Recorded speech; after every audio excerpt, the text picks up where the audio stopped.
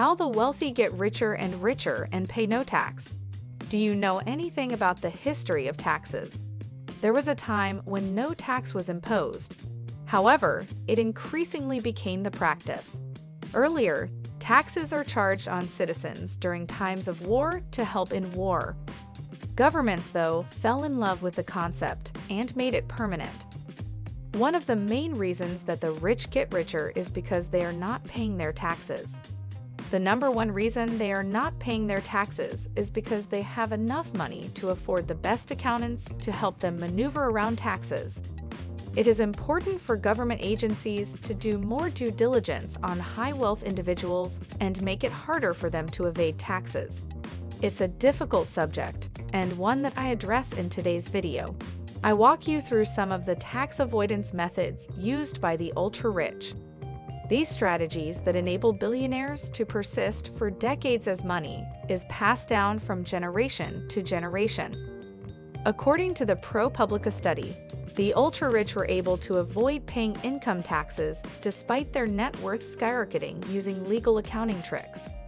According to ProPublica, although the ordinary American household paid 14% of their income in federal taxes, the wealthiest 25 Americans had a true tax rate of 3.4% of their wealth growth each year between 2014 and 2018.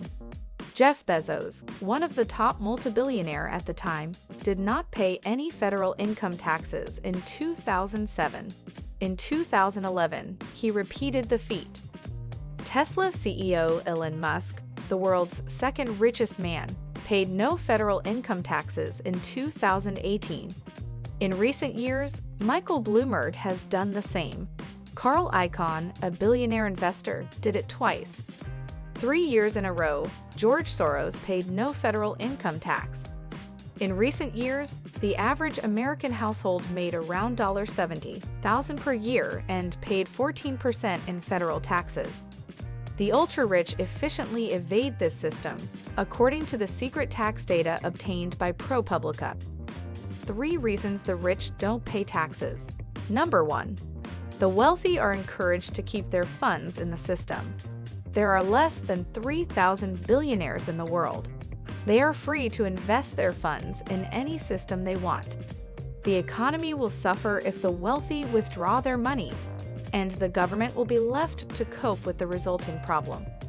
So, rather of seizing a tiny part of the rich's money, the government encourages them to keep the entire amount in the system. And this involves incentivizing people to make that choice, and it implies a tax break. Number 2. The wealthy are not individuals. The U.S. tax system considers the rich to be a corporation. They are not considered individuals. This is why they pay 0 tax rates. The government taxes corporations at a higher rate than individuals, which is what makes it so difficult for corporations to have higher incomes and stay afloat. Theoretically, taxing the rich will increase their taxes and push them into poverty, just like what happened in Venezuela's oil-rich state of Zulia, where the average person's monthly salary is $2. This is a basic explanation to help you grasp the concept. If a wealthy individual owns a profitable business, he will not register as an employee in the same way that everyone else does. Every expenditure he incurs will be covered by the corporation. He establishes himself as a valuable asset to the firm. So, when the corporation is taxed, he will only have to pay those taxes. He is not an individual. He is a corporation asset. Taxes must be paid before profit can be computed. However, the most significant taxes are levied after earnings. And before the profit is computed, the rich's living expenditures are subtracted from the revenue. Number 3. The rich finance political candidates. Rich finance political candidates are becoming ever more common. They are selectively choosing wealthy people to represent their interests in government instead of the typical elected officials that were elected by the majority of people. There have been various instances in history where the wealthy have shifted political elections in their favor.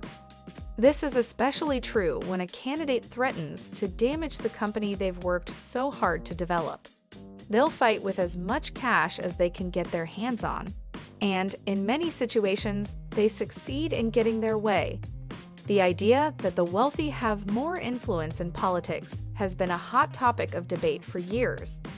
A study in Switzerland found that voting intentions were heavily influenced by the amount of money donated to a political party.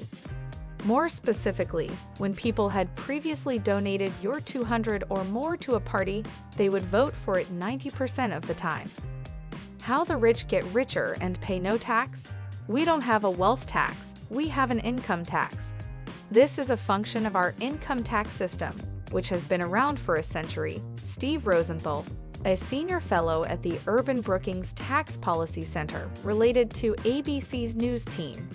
The income tax is tilted in favor of the rich and capital holders over workers, and the rich are different than you and I. They hold a lot of capital, and we tax that capital lightly, Rosenthal added.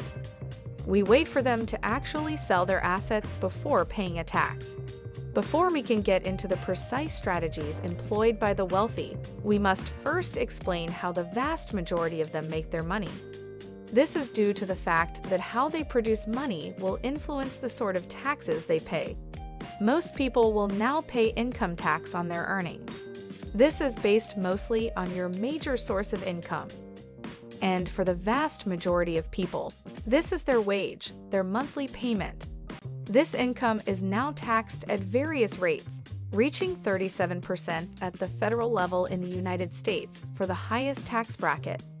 This came to light as a result of the IRS files, which were essentially a breach of tax information that was published by ProPublica in June. The breach included massive troves of IRS data on the tax returns of thousands of the nation's wealthiest citizens, spanning more than 15 years. During that time, however, they only paid $13.6 billion in taxes, equating to an effective rate of around 3.4%. These are the wealth growth taxes paid by Buffett, Bezos, Bloomberg, and Musk. Buffett merely paid an effective rate of 1%. With such low tax rates, it's no surprise that Buffett has become one of the most vocal proponents of boosting rates on the uber affluent like himself. It compares Amazon CEO Jeff Bezos' wealth increase and tax payments to those of the ordinary American household. The reason for that substantial drop is because during the 2008 crisis, many people lost their houses, which were the majority of their assets. Bezos, on the other hand, largely owned stock and was never foreclosed on. They've been doing what any logical person would do, taking advantage of the tax system. However, this analysis does emphasize the reality that people who are less well-off bear the brunt of proportional taxation. The reason for this is due to the tax code itself. This is because the method they produce money will have an influence on the taxes they pay. Most people will now have to pay income tax on their earnings. This income is now taxed at various rates, with the highest tax bracket in the United States reaching 37%. A small side note, I'll be looking at US taxes in this video to keep things simple, while the technique is similar in a number of nations. I'll also be looking solely at federal rates, since states and local governments will have various rates.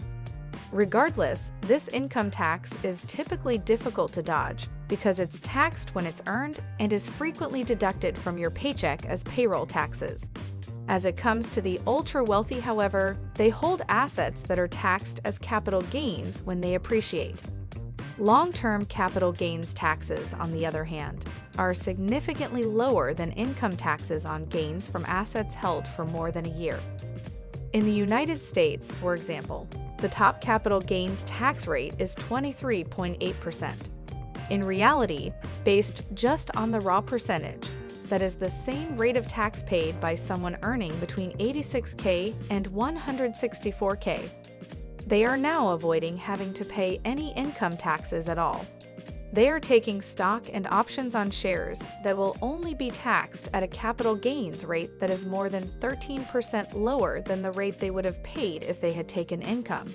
But here's the key point. This capital gains tax is only owed if the gain is realized, i.e. sold. They are under no obligation to make this transaction in any manner, shape, or form. They can practically keep these assets for the rest of their lives and never pay taxes on them. They're doing this because they don't have to sell those assets and realize that gain. Instead, they can avoid paying any taxes on the massive increase in their fortune while still living like ballers. They acquire valuable assets that may be used as collateral assets, such as stocks, bonds, real estate, art, and so on, as I've already discussed. Once they acquire these assets, they proceed to the next phase, which is to borrow money using the assets as security. Goldman Sachs, his private bank, has even issued securities-based loans with no personal financial statements, tax filings, or paper applications on amounts ranging from $75K to $25 million. When it comes to interest rates, Merrill Lynch cites 3.2% for individuals with over $1 million in assets and as low as 0.7% for those with less than $1 million. Likewise, the value of their assets typically increases faster than the rate of interest. Oh, and here's the best part: loan interest is tax deductible. These interest payments will be applied to their already modest tax burden. Well, having such high-value collateral advantages the banks, since it's easier to sell, unlike residences, and the bank can make huge profits on such assets through a process called rehypothecation. This is wealth that has never been taxed and may never be taxed in the future. When these billionaires pass away, their fortune is passed down to their descendants, who may have outstanding loans that must be paid off by these successors.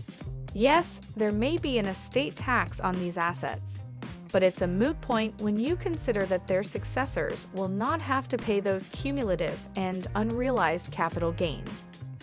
When people die and their heirs acquire their money, the IRS considers the cost of the investment to be the worth of the item they got.